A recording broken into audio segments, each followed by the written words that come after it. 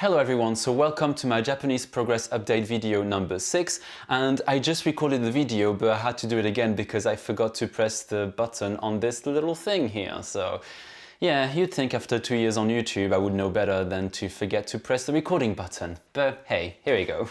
So as it says in the title, I'm going to talk about my progress with Japanese. Just like last month, I will be talking about remembering the kanji. If you don't know what that is, I would recommend that you watch the 2 previous videos to this one, as it will give you some context and it'll make more sense what I'm talking about, especially if you're interested in learning the kanji. Or if you just want to know what the hell I'm talking about. In this video, if I say the challenge, remembering the kanji, the 2000 or 200 kanji, I will be referring to the same thing, just to make everything clear. If you were with me last month, I talked about how I had gone halfway through the challenge, so it was about 1100 kanji, or maybe a little bit more, I can't remember for sure, but I had gone through a big chunk of the challenge, and what seemed right at the time was to kind of speed things up a little bit. So I wanted to try to learn 50 new kanji a day because I had been doing the challenge for about 2 months and I felt like I needed to just kind of go a bit faster because I was kind of getting fed up, and I'm kind of eager to finish it because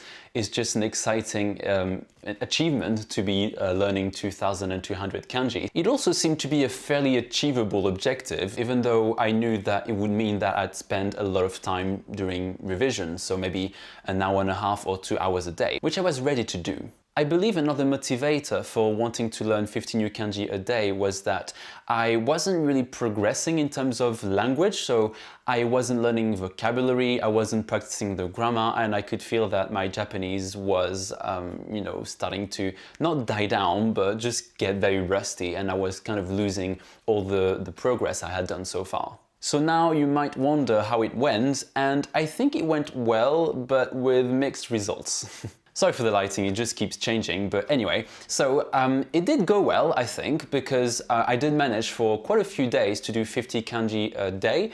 It wasn't too hard. The only sort of fail, if I may say, was the fact that the reviews went crazy. They were completely out of control because I was learning new kanji, and therefore the next day I had to do 50 more reviews of these kanji. If you know how Anki works, it will make sense, I hope. And that was a little bit time consuming, to say the least, because I would spend over an hour or an hour and a half only doing reviews. So that was a little bit demotivating, and it would just take me a lot of time. And on top of that, I had to do the 50 new kanji. So there were definitely times where I only focused on only doing the reviews because I just felt like if I was going to reach 300 or 400 reviews a day, it would just be too much and I would have no life anymore. So I just decided that for quite a few days actually, I would only do reviews until they decreased. But speaking of the increase of reviews, I don't think that's extremely surprising. I mean, I think the fact that I was doing 50 new kanji a day definitely increased the amount of reviews I would get every day.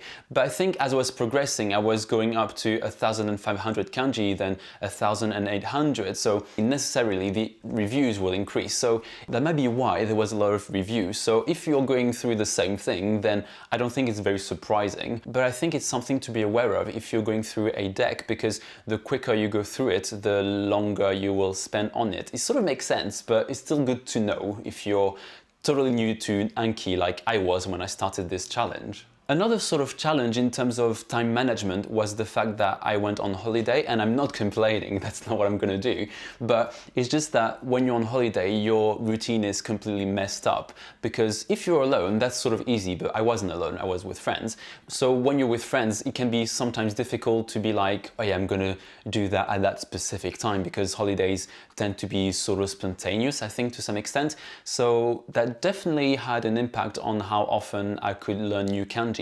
I still did all my reviews every day, so I was quite proud of myself. It did mean though that sometimes I would go to bed way too late, but I was very willing to not give up essentially. I didn't want to have a day where I skipped a review, which I think throughout the challenge happened once. There's one day where I think I forgot to do kanji. That was at the beginning, but I didn't skip any other day aside from that. So I'm quite proud of myself.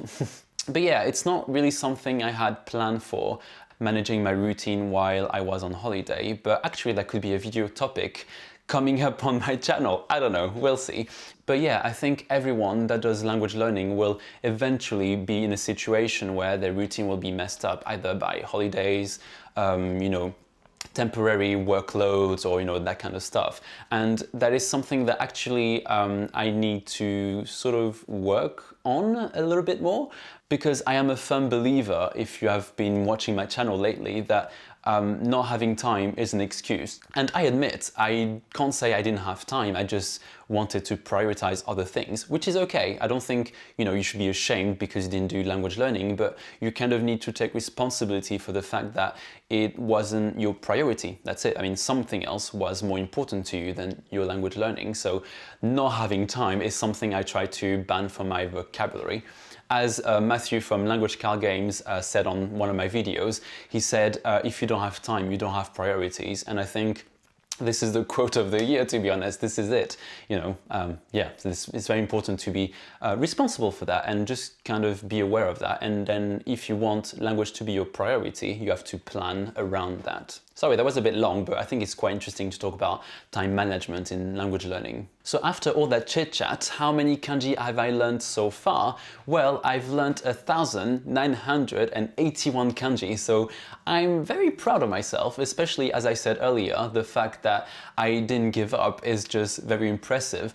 And I do a lot of updates on Twitter, so if you want to have more regular daily updates about my progress, I will put a link below to my Twitter account for this channel. But I like the fact that this kanji challenge is really good to sort of push myself in terms of memory, because before I started this challenge, I didn't think I could remember even 500 kanji, or I was kind of like, well, maybe. So I kind of had this uncertainty above my head.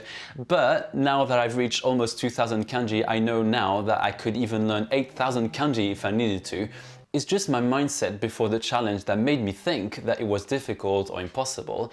But actually, it's not difficult. It does take time. I believe I have spent probably over 100 hours, or probably even 150 hours. But you know, that's something that I really want. You know, I really want to be fluent in Japanese one day, and I think that's an investment that I'm willing to take in terms of my time. And I think it's a great way to see if you're motivated to learn the language, you know, to a high degree anyway. In terms of my difficulties with the challenge, I think what's tricky for me is that sometimes you will forget kanji that you used to know quite well. It's kind of annoying a little bit because you thought you had nailed it, but then you didn't. And I try not to get too frustrated about it.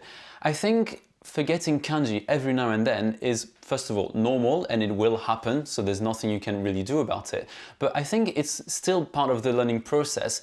It might seem like only, you know, learning new kanji and getting it right is the learning, but actually forgetting and just refreshing your mind every now and then when it needs to be refreshed is still part of the process. And it really doesn't help you, or it didn't help me, to feel frustrated in these particular occasions, because when you get frustrated, what happens is that you don't learn better. You just are in a bad place, I think, to learn or just memorize information. So I think it's important to take a deep breath. If it gets too frustrating, then do take a 5-minute break. It's fine, you know, it happens. You know, we can't always control our emotions, but it's really important to feel as relaxed as possible and take these little failures as just the learning process of, you know, acquiring the kanji, and just accept the fact that it will happen, you know, no matter what you do in your language learning journey. So just accept that, you know, be okay with it. It's fine. Even if you forget a kanji, it's fine.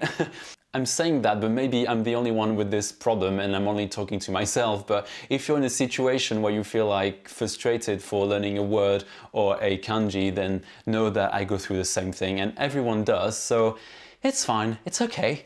Breathe. Another thing that helps me with that specific issue of, you know, forgetting vocab or kanji is that I know that at the end of the challenge, and even after I do 2, 3, 5, 6 months of reviews, there will still be some kanji that I will struggle with, and I don't worry about it too much because I know that eventually, as I progress through my studies of Japanese, they will come up, and The difficult ones I will be able to focus on separately, and when they come up, I know I will have to spend a bit more time with them or with these specific kanji, and then I just know where my focus is going to be. So if you are in this situation, then just know that once you work on text, they will come up, and then when they do come up, you'll be able to focus on them and learn them and just deal with it there and then. So that's it for this video. I said way more than I thought I would say, but I hope you found it helpful. So I've got right now 220 kanji left, so I will be done in hopefully a week. But you know, I'm not gonna jinx it. I'm gonna aim for about a week. I want to take my time. I don't want to rush it too much. But I was wondering, would you like me next month to still talk a lot about remembering the kanji, or would you like me to sort of skim through it a little bit and just focus on the other things I will be doing this month? Just let me know in the comment section. It's always good to know. I don't know what your interest is in terms of my progress specifically, so do let me know about these things, and I will see you next week. Bye!